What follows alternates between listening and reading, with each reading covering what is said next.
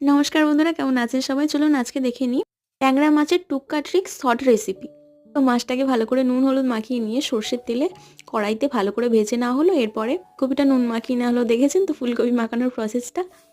তো ফুলকপিটা ভালো করে ভেজে নিয়ে ফুলকপিটা না তুলেই কড়াইয়ের মাঝখানেই সামান্য ফাঁক করে নুন, খুব সামান্য কাঁচা সর্ষের তেল, কাঁচা লঙ্কা আর গোটা জিরে দিয়ে, অবশ্যই কালো জিরে একটু ভেজে নিয়ে অ্যাড করে দেওয়া হলো গাঁটি কচু আর আলু।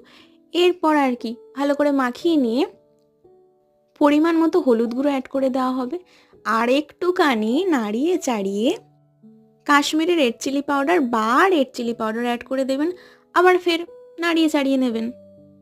তো এরপর আর কি ভালো করে নাড়িয়ে চাড়িয়ে ঢাকা চাপা দিয়ে নিয়ে জল দিয়ে দেবেন।